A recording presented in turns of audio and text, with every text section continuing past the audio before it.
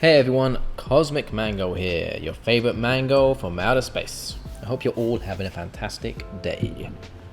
Alright, Planeswalkers have always interested me. They offer some really cool and unique features into Magic the Gathering that somewhat always feel refreshing to me.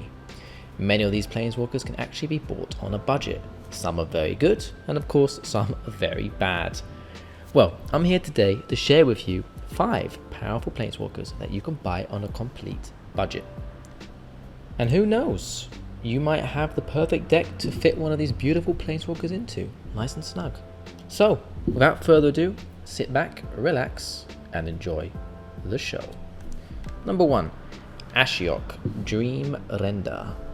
A legendary Planeswalker spell that costs 2 hybrid mana, blue or black, and 1 generic mana, so 3 total mana.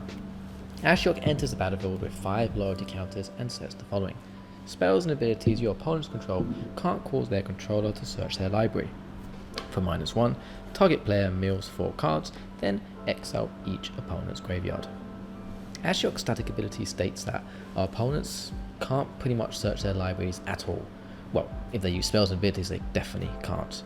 Tutoring in Magic is one of the strongest mechanics in the game, and being able to shut down our opponents from doing this is huge. You can even shut down certain combo decks with this card, as their opponent's deck for example, might completely revolve around tutoring to find pieces they need to win the game. So yeah, Ashrock is not to be messed with. Ashiok's minus ability is also pretty nice. Exiling graveyards is always sweet, especially against any graveyard recursion decks, like Kess for example. Gosh, Kess is annoying. You can buy this card, this gem of a card, for around $1.30. Number 2, Narset, Parter of Veils. A legendary Planeswalker spell that costs 2 blue mana and 1 generic mana to cast. It enters the battlefield with 5 loyalty counters and says the following: each opponent can't draw more than 1 card each turn.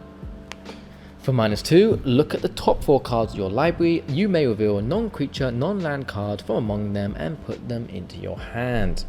Put the rest on the bottom of your library. Similar to Ashiok, Narset has a very busted static ability. Gosh, these Planeswalker static abilities are just busted, aren't they? Anyways, yes, Narset's static ability completely shuts down card draw abuse from our opponents. They will only be able to draw 1 card a turn, and this will really sting quite a few opponents. We all love drawing extra cards in Magic. We don't like that ability being taken away from us. Her -2 ability is also very relevant. I've used it many times before to help me dig for an answer or a combo piece in my deck. This is a very, very powerful Planeswalker, and definitely worth picking it up if you haven't got one. You can buy this card for around $1.70. Number 3, Nissa, Shadow Boughs. A legendary Planeswalker spell that costs 1 green, 1 black, and 2 generic mana to cast. She enters the battlefield with 4 loyalty counters on her, and she says the following: landfall, whenever a land enters the battlefield under your control, put a loyalty counter on Nissa of Shadow Boughs. +1, untap target land you control. You may have it become a 3/3 elemental creature with haste and menace until the end of turn. It's still a land. For -5, you may put a creature card with converted mana cost less than or equal to the number of lands you control onto the battlefield from your hand or graveyard, with 2 +1/+1 counters on it.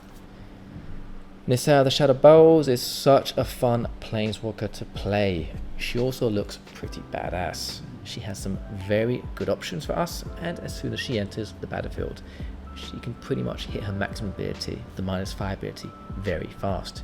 She has that sweet static ability which, combined with a land, we can easily abuse her ultimate, the -5 ability, on the turn she enters. She's a wonderful Planeswalker if you're playing landfall, and she fits very nicely into any graveyard recursion deck that centers around the Golgari color. I love this card. You can buy this card for around $1.99.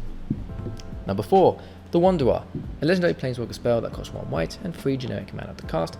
It enters the battlefield with 5 loyalty counters and says the following: prevent all non-combat damage that would be dealt to you and other permanents you control. For -2, exile target creature with power 4 or greater. Very nice to be able to prevent all non-combat damage that will be dealt to you and other permanents you control. In fact, this is a very overlooked ability, but it's very, very good. Furthermore, the Wanderer offers a very helpful -2 ability. Exiling is busted, far better than destroying, and overall a solid Planeswalker who looks super cool as well. I like that hat, I think it's a very cool hat. Gives me those Mortal Kombat vibes. Anyway, you can buy this card for a mega budget price of around 40 cents. Number 5, the final card on this list, Ral Zarek. A legendary Planeswalker spell that costs 1 blue, 1 red, and 2 generic mana to cast. It enters the battlefield with 4 loyalty counters and says the following. +1, tap target opponent, permanent, then untap another target, permanent. -2, Ral Zarek deals 3 damage to any target. For -7, flip 5 coins, take an extra turn after this one for each coin that comes up heads. So Ral offers 3 very diverse and helpful abilities, all very relevant in my opinion. We can do some nice combo stuff with his first ability. His second ability helps us deal with certain threats on the board. For example, you can ripe a Thrasios back to the ocean with this ability. 3 damage, it kills the Thrasios, pretty cool. And his last ability, the -7 one, is just a heck of a lot of fun. A little bit risky, but so much fun. And Commander's all about having fun, isn't it? So why wouldn't you want to run this card? You can buy this card for around $1. Okie dokie, that is the end of my list. I hope you enjoyed this video. If you did, would you kindly drop a like and subscribe to the channel? We're getting very close to 500 subscribers, and breaking that milestone would be fantastic. I would love to know if you have any budget Planeswalker recommendations. If you do, please leave them in the comment section. I love reading your comments and I get back to as many as I can.